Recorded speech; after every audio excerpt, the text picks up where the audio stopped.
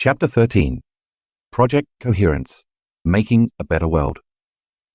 We are living in a time of extremes, and these extremes are both a reflection of an old consciousness that can no longer survive, and a future consciousness in which planet Earth herself and all of us on Earth are transforming. This old consciousness is driven by survival emotions like hatred, violence, prejudice, anger, fear, suffering, competition, and pain. Emotions that serve to seduce us into believing we are separate from one another. The illusion of separation taxes and divides individuals, communities, societies, countries, and Mother Nature herself. The mindless, careless greed and disrespect of human activity is threatening life as we know it. By pure logic and reason, this type of consciousness cannot sustain itself for much longer. Because everything is moving toward extreme polarities, undeniably, many of the current systems, whether political, economic, religious, cultural, educational, medical, or environmental, are being pulled apart as antiquated paradigms collapse. We can see this most prominently in journalism, where no one knows what to believe anymore. Some of these changes reflect people's choices, while others reflect increasing levels of personal awareness. One thing is apparent, however. In this age of information, everything that is not in alignment with the evolution of this new consciousness is coming to the surface. If you aren't aware that there is an increase in frequency and energy occurring at this time, an increase in anxiety, tension, and passion, then you might not be paying attention to your own state of being and mankind's interconnectedness to this energy. In addition to the upheavals in our highly charged political, social, economic, and personal environments, many people also feel as if time is speeding up, or that more momentous happenings are occurring in a shorter amount of time. Depending on your outlook, this could be either an exciting time of awakening or an anxiety-inducing moment in history. Regardless, the old must fall away or break down so that something more functional can emerge in its place. This is how people, species, consciousness, and even the planet itself evolve. This excitement in energy both within humans and nature begs several questions. Could greater influences be at play that are affecting mankind's correlation to violence, war, crime, and terrorism, and conversely, peace, unity, coherence, and love? And is there a reason why all of this is happening at this particular time? The history of peace-gathering projects. To date, the power of temporary peace-gathering projects has been exhibited and thoroughly field-tested in more than 50 demonstration projects and 23 peer-reviewed scientific studies, scrutinized by independent scholars around the world.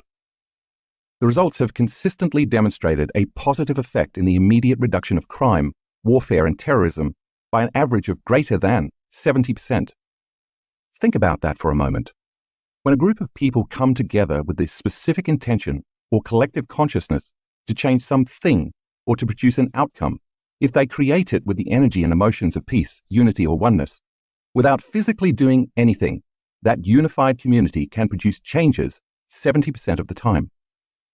To quantify the results of these studies, scientists use a measurement called lead-lag analysis. The purpose of lead-lag analysis is to uncover correlations between people and incidents. For example, if you looked at the lead-lag analysis of a chain smoker, it would show that the more a person smokes, the greater chance they will have of developing lung cancer. In relation to peace-gathering projects, the studies have found that the greater the number of meditators or peace gatherers, combined with the amount of time they meditate, the greater influence the gathering has upon decreasing incidences of crime and violence in society. A powerful example is the Lebanon Peace Project, which brought together a group of meditators in Jerusalem in August and September of 1983 to demonstrate the radiating influence of peace. Although the number of meditators fluctuated over time, it was often large enough to achieve the super radiance effect for both Israel and nearby Lebanon. This effect happens when a group of specially trained meditators come together at the same time on a daily basis to create and radiate a positive effect on society. The results of the 2-month study showed that on days when there was a high participation of meditators, a 76% reduction of war deaths occurred. Other effects included reduced crime and fires, decreased traffic accidents, less terrorism, and increases in economic growth. The results were then replicated in 7 consecutive experiments over a 2-year period during the peak of the Lebanon War.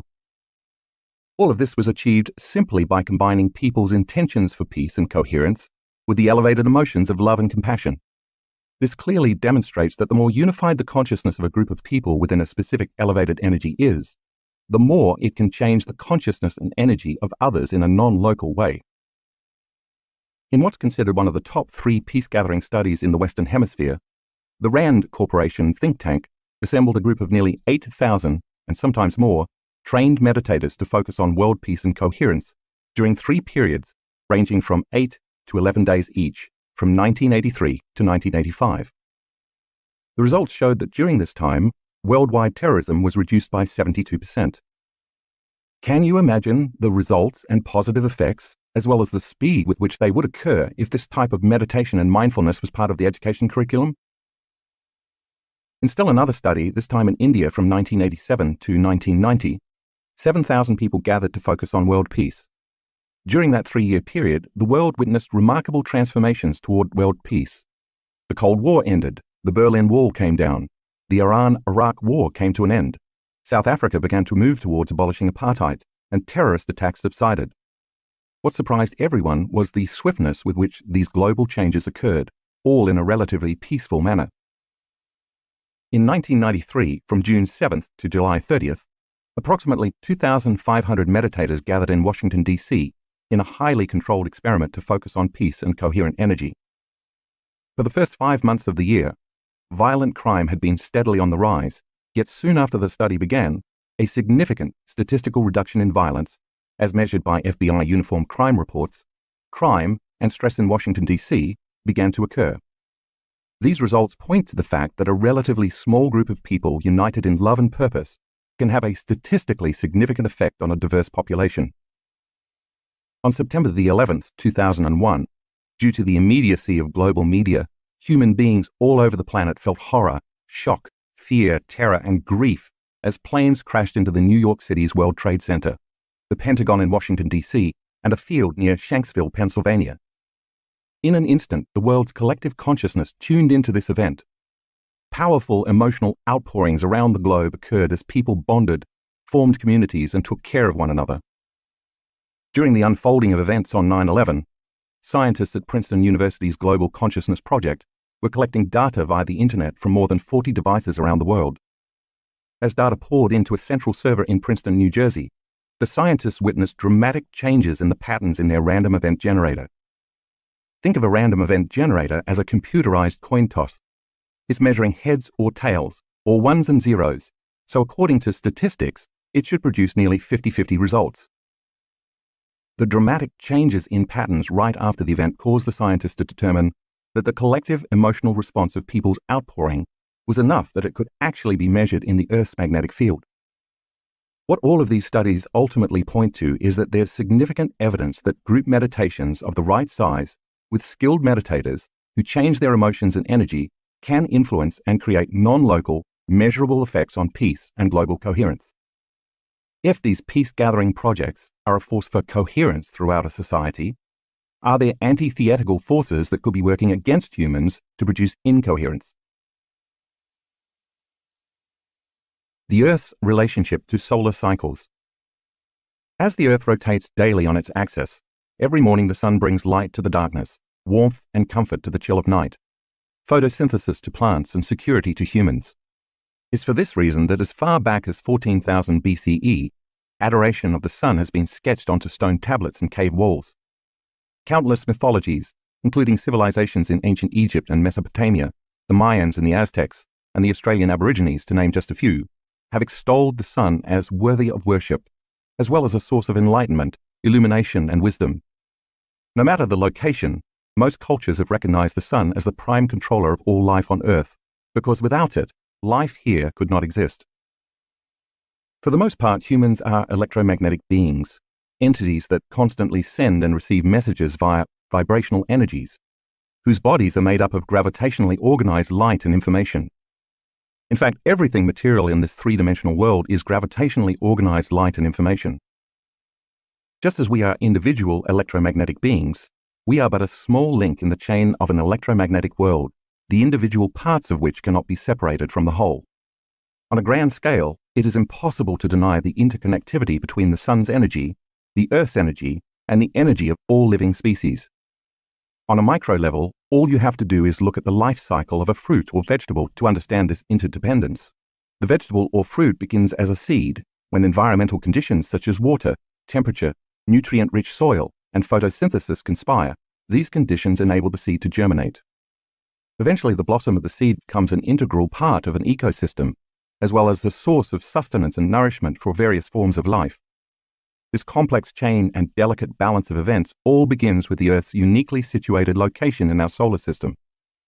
Known as the circumstellar habitable zone, this is a range of orbital distance around a star, our Sun, in which a planet can support liquid water. While the Sun may be almost 93 million miles away, when it becomes active, it has significant consequences to life on Earth, because the Earth and the Sun are related by electromagnetic fields. The purpose of the Earth's electromagnetic field, see Figure 13.1, is to protect it from the harmful effects of solar radiation and sunspots, cosmic rays, and other forms of space weather. Although not totally understood, sunspots are relatively dark, cool areas of the Sun, caused by interactions within the Sun's magnetic field. They can be up to 32,000 miles in diameter. You can think of sunspots as a cap on a seltzer bottle. If you shake the bottle and then remove the cap, it's going to produce a large release of photons, light, and other forms of high-frequency radiation. If it were not for the protection and insulation of Earth's electromagnetic fields, life as we know it could not exist, for we would be constantly bombarded by a steady stream of deadly particles. For example, when there are solar flares, the Earth's electromagnetic field protects the planet by deflecting trillions of tons of photonic emissions called mass coronal ejections. Mass coronal ejections are huge explosions of plasma and magnetic fields from the Sun's corona that can extend millions of miles into space. Their effects tend to reach the Earth an average of 24 to 36 hours after they occur. These ejections compress the Earth's field, heating the Earth's iron core. As this core becomes altered, it changes the planet's electromagnetic field. These ejections are part of solar cycles that occur approximately every 11 years, and they have the potential to disturb all living organisms on Earth. The recording of solar cycles began in 1755, but in 1915, an 18-year-old Russian boy named Alexander Chizhevsky took mankind's understanding of the Sun and its relation to the Earth to the next level when he spent his summer observing our Sun. During that summer, he began hypothesizing that periods of solar activity might have effects on the organic world. A year later, he entered World War I, and when not fighting for Russia, he again cast his observations towards the Sun. He noticed in particular that battles tended to wax or wane depending on the strength of solar flares. See graphic 14 in the color insert. Chizhevsky later compiled the histories of 72 countries from 1749 to 1926, comparing the annual number of important political and social events, such as the start of wars, revolutions, outbreaks of diseases, and violence, with increased solar activity, demonstrating a correlation between the Sun's activity and human excitability. Equally interesting, solar activity has also been associated with great human flourishing, including innovations in architecture, science, the arts, and social change. Every place where you see the red line spiking in the graphic represents an active solar flare or sunspot that occurred between the years 1750 and 1922. The blue lines represent historically important events that took place within the same period. Chizhevsky eventually determined that 80% of these countries' most significant events occurred during solar events and geomagnetic activity. The solar release of energy, which is always carrying information, seems to be in almost perfect coherence with the activities, the energy, and the consciousness of our planet. It just so happens that at the time of this writing, in 2017, we are in the midst of a very active solar cycle. In the past decade, much has been said about how this solar energy is affecting the planet and all of life that inhabits it. In 2012, doomsayers thought the end of the Mayan calendar, which correlates to the December solstice, meant the end of the world was at hand. Today, astrologers talk about the age of Aquarius. An astrological age is a period consisting of approximately 2,150 years that corresponds to the average time it takes for the vernal equinox to move from one constellation of the zodiac into the next, and how it will usher in a new awareness for humanity.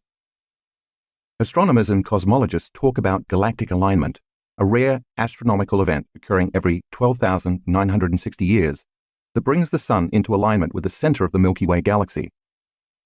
Regardless of what you believe, all of these occurrences point to solar cycles that increase the energy coming toward the Earth from the Sun. Since we are electromagnetic beings connected to the Earth through electromagnetic fields and shielded from the Sun by electromagnetic fields, this increase in energy from the Sun is going to change both the energy of the Earth and our personal energy. This means that this new energy has the potential to influence human beings in either positive or negative ways, depending on our individual energy. For example, if you are feeling separation, living by survival emotions, and enslaved to the hormones and chemicals of stress, your brain and heart are going to fire incoherently. This will cause your energy and awareness to become divided and out of balance, and the increase in energy from the Sun is going to enhance that state of being. Therefore, if you are living in incoherence, that incoherence is going to become amplified. By the same means, if you are living in the coherent alignment of head and heart, working daily in your meditations to connect to the unified field, and to overcome your limited beliefs and attitudes, you are going to be propelled even further into the truth and understanding of who you are and what your purpose is. The bottom line is that we are in the midst of an initiation, and it is going to take a tremendous amount of will, awareness, and consciousness to stay focused so as not to succumb to these excitable energies. If we can maintain our focus, then instead of being victims of the uncertainty, we can transmute this energy into greater degrees of orderliness, coherence, and even peace, both personally and globally. In the simplest terms, this energy is going to endorse who you are being, that is, how you are thinking and feeling. The Schumann resonance. In 1952, German physicist and professor W.O. Schumann hypothesized that there were measurable electromagnetic waves in the atmosphere in the cavity or space between the Earth's surface and the ionosphere. According to NASA, the ionosphere is an abundant layer of electrons, ionized atoms and molecules that stretches from approximately 30 miles above the surface of the Earth to the edge of space, about 600 miles up. This dynamic region grows and shrinks, and further divides into subregions, based on solar conditions, and it's a critical link in the chain of Sun-Earth interactions. It's this celestial power station that makes radio communications possible. In 1954, Schumann and H.L. Koenig confirmed Schumann's hypothesis by detecting resonances at a main frequency of 7.83 Hz. Thus, the Schumann resonance was established by measuring global electromagnetic resonances generated and excited by lightning discharges in the ionosphere. You can think of this frequency as a tuning fork for life. In other words, it acts as a background frequency influencing the biological circuitry of the mammalian brain, the subconscious brain below the neocortex, which is also the home of the autonomic nervous system. The Schumann frequency affects our body's balance, health, and very nature as mammals. In fact, the absence of the Schumann resonance can cause serious mental and physical health issues in the human body. This was demonstrated through research by German scientist Rutger Wever from the Max Planck Institute for Behavioral Physiology in Erlangen-Andechs, Germany. In the study, he took young, healthy student volunteers for 4 weeks at a time and placed them in hermetically sealed underground bunkers that screened out the Schumann frequency. Throughout the 4 weeks, the students' circadian rhythms changed, causing them to suffer emotional distress and migraine headaches. When Wever introduced the Schumann frequency back into the bunkers, after only a brief exposure to 7.83 Hz, the volunteers' health returned to normal. As far back as we know, the Earth's electromagnetic field has been protecting and supporting all living things with this natural frequency pulsation of 7.83 Hz. You can think of the Schumann resonance as the Earth's heartbeat. The ancient Indian rishis referred to this as Om, or the incarnation of pure sound. Whether by coincidence or not, 7.83 Hz also happens to be a very powerful frequency used with brainwave entrainment, as is associated with low levels of alpha and the upper ranges of theta brainwave states. It is this range of brainwaves that allows us to get beyond the analytical mind and into the subconscious. Thus, this frequency has also been associated with high levels of suggestibility, meditation, increased human growth hormone levels, and increased cerebral blood flow levels. It appears then that the Earth's frequency and the brain's frequency have very similar resonances, and that our nervous system can be influenced by the Earth's electromagnetic field. Perhaps this is why getting out of the city and into nature often provides such a calming effect. The concept of emergence. In 1996, researchers at the HeartMath Institute discovered that when an individual's heart is in a state of coherence or harmonious rhythm, it radiates a more coherent electromagnetic signal into the environment, and that this signal can be detected by the nervous systems of other people as well as animals. In fact, as you know by now, the heart generates the strongest magnetic field in the body, and it can be measured several feet away. This provides a credible explanation for the fact that when someone walks into a room, you can feel or sense that individual's mood or emotional state, independent of their body language. From a purely scientific standpoint, we can then ask, if this phenomenon works on an individual level, can it work on a global level? In 2008, more than a decade later, the HeartMath Institute launched the Global Coherence Initiative, GCI, a science-based, international effort that seeks to help activate the heart of humanity to promote peace, harmony, and a shift in global consciousness. GCI is based on the beliefs that 1. Human health, thoughts, behaviors, and emotions are influenced by solar, geomagnetic, the Earth's magnetic field, activity. 2. The Earth's magnetic field is a carrier of biologically relevant information that connects all living systems. 3. All human beings influence the Earth's electromagnetic field of vital information. 4. Collective human consciousness, where large numbers of people are intentionally focused on heart-centered states, creates or affects the global information field. Therefore, elevated emotions of care, love, and peace can generate a more coherent field environment that can benefit others and help offset the current planetary discord and incoherence.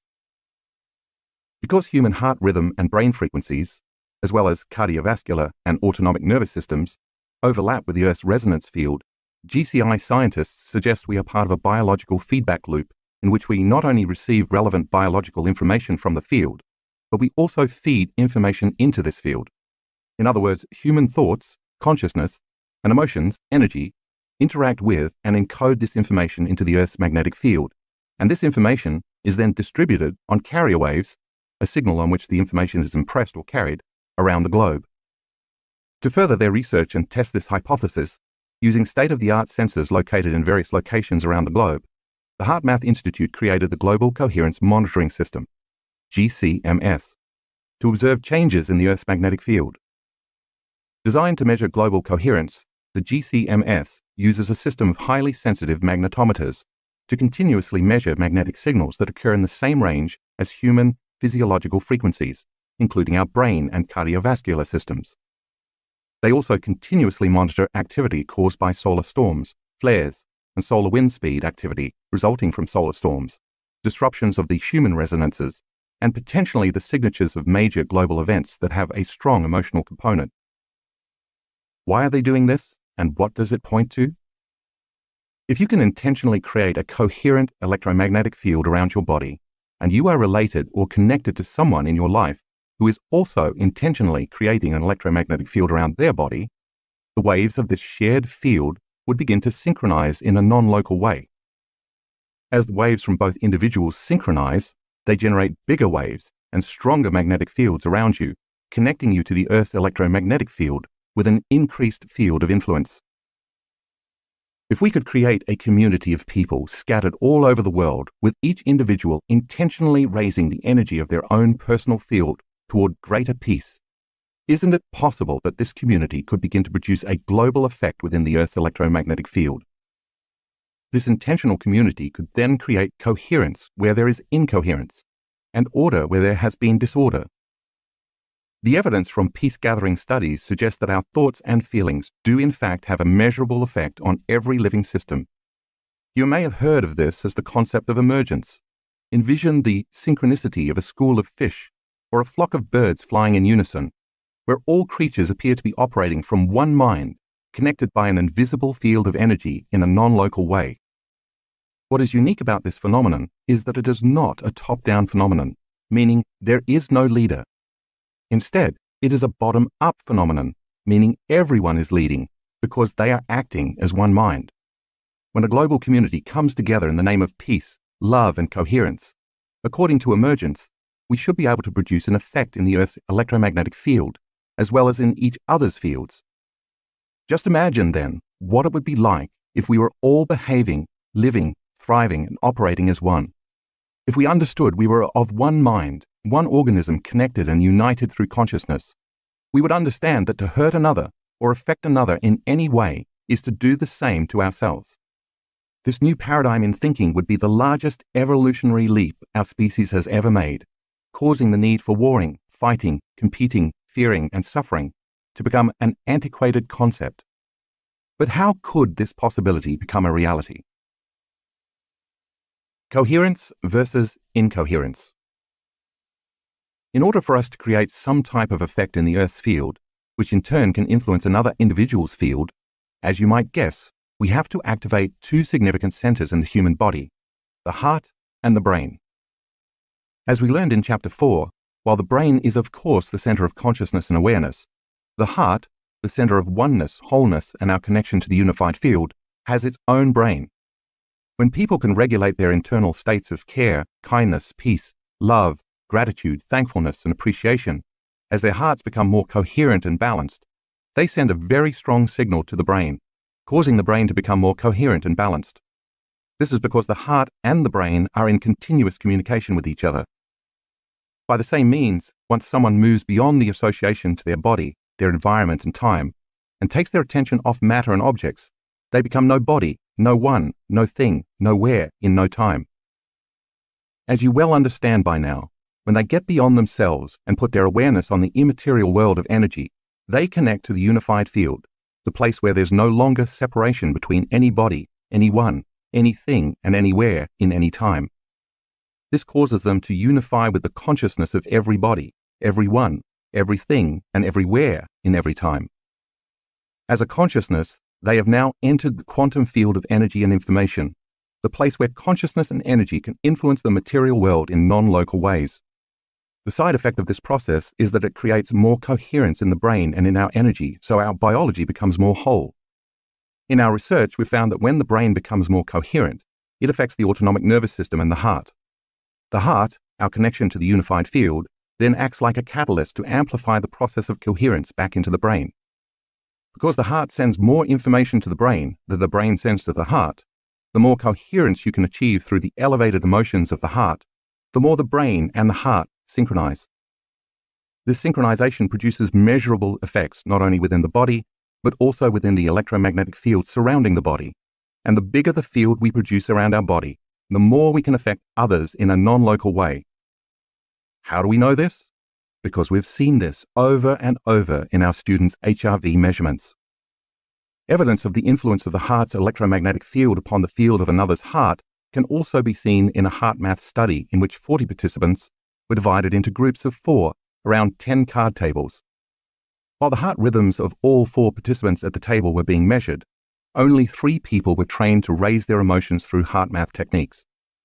When the 3 trained participants raised their energy and sent positive feelings to the untrained participant, that person also went into higher states of coherence.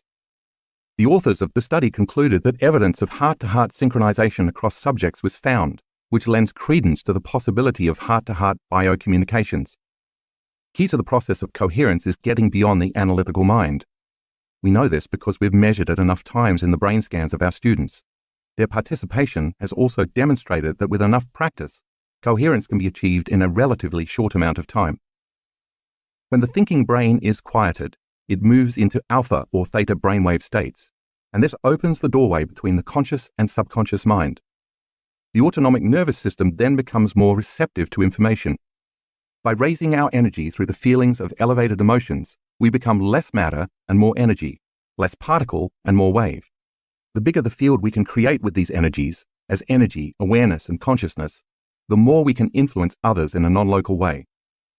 The greater energy you can create through the elevated emotions of the heart, the more you're going to connect with the unified field, which means you're going to experience more wholeness, connection, and oneness. But you can't experience that connection when you're incoherent, feeling separate, or living by the hormones of stress. When the chemicals released during stress rouse the brain, we feel disconnected from the unified field, and we tend to make less evolved choices. We know without a doubt that the emotions of competition, fear, anger, unworthiness, guilt, and shame keep us separate from one another because they produce slower and lower frequencies than elevated emotions like love, gratitude, care, and kindness, which produce faster and higher frequencies. We also know that the faster the frequency, the more energy is present. This prompted us to ask several questions. What if we assembled a community of several hundred people in one room, had them open their hearts and generate elevated energetic states, and then asked them to send the intention for the greatest good of a select group of people gathered in the same room? What would happen if the electromagnetic field around each person's body merged with the field of the person sitting next to them? Could those elevated emotional states then begin to produce a change in energy in the room? Is it possible that everybody experiencing elevated emotions and energy could begin to create coherence within a community? Building a collective coherent field. Since early 2013, we've partnered with our friends at the HeartMath Institute to further our research. Since we began measuring our students' physiological states, we've scanned thousands of brains and hearts, resulting in a significant amount of information. We have been overwhelmed and mystified by some of the data we've collected when common people start doing the uncommon. Over the course of this journey, in collaboration with HeartMath, we've witnessed amazing measurements in our students. We've taken equally amazing measurements of the collective energy in the rooms where our students have gathered, measurements that show consistent daily increases in energy, using a sophisticated sensor from Russia called Sputnik, mentioned briefly in Chapter 2. Since elevated emotions related to the activity of the autonomic nervous system produce electromagnetic fields, increasing those emotions results in changes in blood microcirculation, perspiration, and other functions of the body. Because Sputnik is so sensitive, it can quantify environmental fluctuations by measuring barometric shifts, relative humidity, air temperature, electromagnetic fields, and more. Take a look at graphics 15A and 15B in the color insert. In these measurements from our workshops, you can see a trend that demonstrates an increase in the collective energy of the room.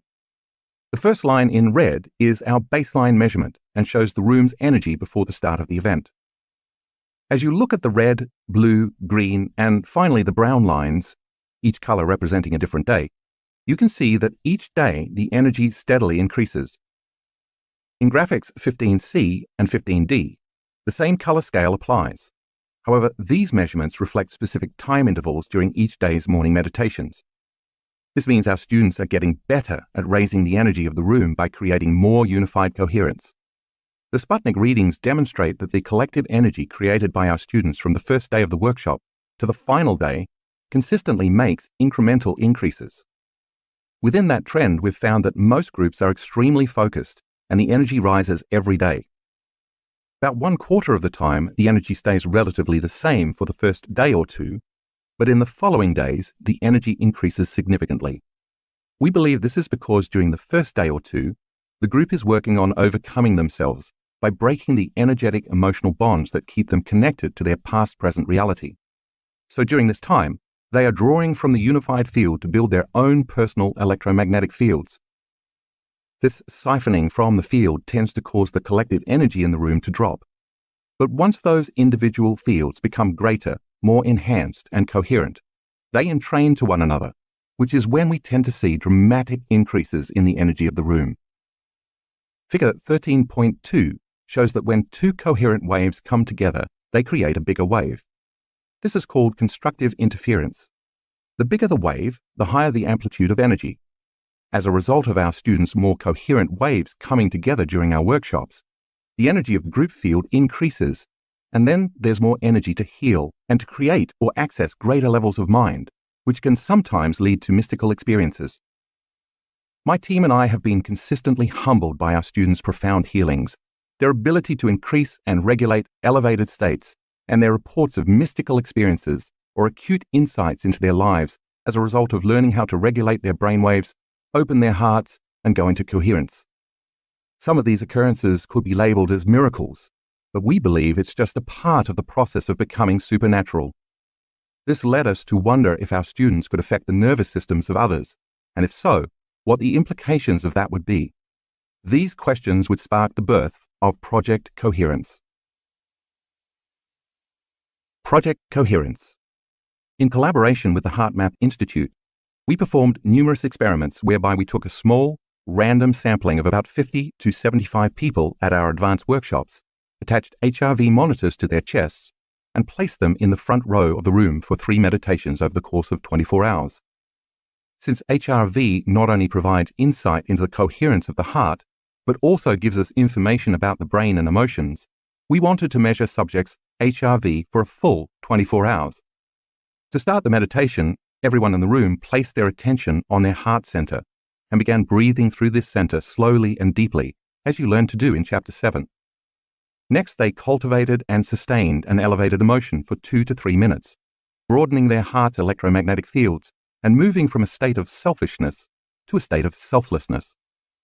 Then we had the collective of 550 to 1,500 students broadcast the energy of their elevated emotions beyond their body into the space of the entire room.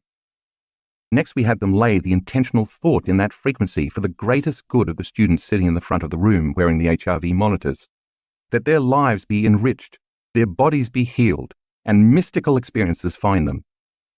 Our goal was to measure the collective energy in the room and its potential non-local effect on the people wearing the HRV monitors. Could those elevated levels of energy and frequency in the form of love, gratitude, wholeness, and joy cause another person's heart to go into coherence, even if they were on the other side of the room? Our results confirmed our hypotheses. Not only did the broadcast energy produce a coherent effect on the people wearing the HRV monitors, but each of their hearts went into coherence at the exact same time, in the exact same meditation, on the exact same day. And this was not a one-time occurrence. We repeatedly found consistent results across our events. What does this mean? Our data supports the HeartMath Global Coherence Initiative's belief that an invisible field exists upon which information is communicated. This field links and influences all living systems, as well as our collective human consciousness. Because of this field, information is communicated non-locally between people at a subconscious level through the autonomic nervous system. In other words, we are bound and connected by an invisible field of energy, and this energy field can affect everyone's behaviors, emotional states, and conscious and unconscious thoughts. Because all frequency carries information, the magnetic fields produced in the hearts of the student body acted as carrier waves for this information. If at our workshops we can produce non-local effects on others, shouldn't our elevated, heart-centered emotions be able to produce non-local effects on our children, partners, co-workers, or anyone we have a relationship or share a connection with? If you look at figure 13.3, you notice 17 people going into heart coherence at the exact same time, on the exact same day, during the exact same meditation. All of these students who went into heart coherence were being entrained by the energy of others. The students sending the energy embrace the intention for the greatest good of those people wearing the heart rate monitors. The results show that when we get out of our own way, we can become one mind and non-locally connect to one another.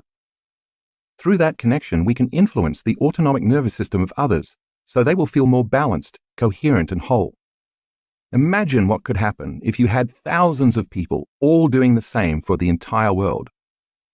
Shortly after these global meditation events, our students began sending us emails asking that since we showed that we could indeed create a measurable change in the energy of a room where 550 to 1,500 people were gathered, could we then produce the same effect on a global scale? So it was our students who requested we organize global meditations, giving birth to Project Coherence. We broadcast our first Project Coherence over Facebook in November 2015. With more than 6,000 people from all over the world joining together online to collectively create a more loving and peaceful world. In our second meditation, more than 36,000 online viewers participated, and in our third global meditation, more than 43,000 joined forces. It is our intention to continue to host these Project Coherence events, each time creating a stronger, radiating influence of peace and love over the planet. In time, we hope to measure these effects. Project Coherence Meditation. Start by acknowledging your heart center. With focus and awareness, lock into that center. Open your focus and begin to become aware of the space it occupies in space, as well as the space around the space your heart occupies in space. Then move as a thought and an awareness into the center of the earth and radiate your light beyond the earth in space. all I want you to do is raise your frequency and hold on to that emotion. Still as a consciousness and awareness, slowly move away from the earth and then take the earth as a thought and place it in your heart. As you hold the entire planet in your heart, raise the frequency of the earth as a thought and broadcast that energy beyond your body in space. Radiate your love into the earth.